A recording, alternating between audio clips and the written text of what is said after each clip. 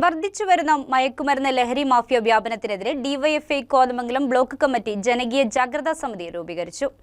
കേരള യുവജനക്ഷേമ board vice chairman S Satheesh ജാഗ്രതാ സമിതി യോഗം ഉദ്ഘാടനം ചെയ്തു. കുട്ടികൾ ഒത്തുകൂടുന്ന ഇടങ്ങളിൽ ദുഷ്ടന്മാരുണ്ടാവും, ഈ സംഘം ഉണ്ടാവും.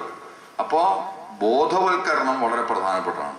അറിവ്, ഇതിന്റെ ശരിതെറ്റുകളെ സംബന്ധിച്ചുള്ള അറിവുകൾ തെറ്റാണ്. വീണുപോയ ആളുകളെ തള്ളിക്കളയല്ല വേണ്ടത്. വീണുപോയ ആളുകളെ ജീവിതത്തിലേക്ക് തിരിച്ചു കൊണ്ടുവരാൻ ഏതങ്ങേയറ്റം വരെ പോകാൻ കഴിയുമോ അതും വേണം. നമ്മുടെ കൂട്ടത്തിൽ ഒരു ആൾ, അല്ലെങ്കിൽ ഞാൻ പലപ്പോഴും ശ്രദ്ധിച്ചിട്ടുണ്ട്, അവൻ ശരിയല്ല. ശരിയല്ല എന്ന വാക്ക് കേട്ടായിരിക്കും ഒരു പക്ഷേ ആ കുട്ടി അങ്ങനെ ആയിട്ടുണ്ടാവുക. അവൻ ശരിയല്ല. എല്ലാവരിലും ഒത്തിരി നന്മകളും ശരിയും ഉള്ളവരാണ്. എല്ലാവരിലും ഒത്തിരി കുഴപ്പങ്ങളും ഉള്ളവരാണ്. എല്ലാവരുടെയും ശരിയെ വളർത്താൻ കഴിയുമ്പോഴാണ് അതൊരു മെച്ചപ്പെട്ട സമൂഹത്തിന്റെ ലക്ഷണമായി മാറുന്നത്.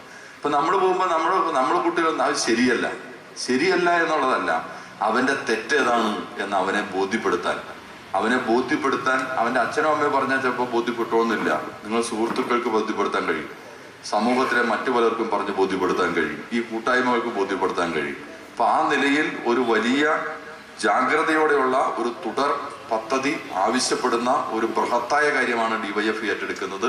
Excise assistant inspector Ibrahim KS, Kothamangalam SI Albin Sunny, Kothamangalam taluk hospital superintendent doctor Sampaul, Mar Basil higher secondary school manager Paulose K. Mathew, CPIM area secretary KA Joy, municipal കൌൺസിലർമാരായ KV Thomas, KA Noushad, Sijo Varghese, DYFI സംസ്ഥാന കമ്മിറ്റി അംഗം KP Jayakumar, KN Sreejith, TA Shahin തുടങ്ങിയവർ സംസാരിച്ചു. അന്നിജോൺ MLA ചെയർമാനായും ജിയോപേസ് കൺവീനറുമായ 101 പേരടങ്ങുന്ന ജാഗ്രതാ സമിതിയാണ് രൂപീകരിച്ചത്. മേഖലാ യൂണിറ്റ് തലത്തിൽ ജാഗ്രതാ സമിതികൾ രൂപീകരിക്കാനും ജാഗ്രതാ പരേഡുകൾ നടത്താനും ലഹരിക്കെതിരെ കലാകായിക മത്സരങ്ങൾക്ക് നേതൃത്വം നൽകാനും ജാഗ്രതാ സമിതി തീരുമാനിച്ചു. News desk KCV news.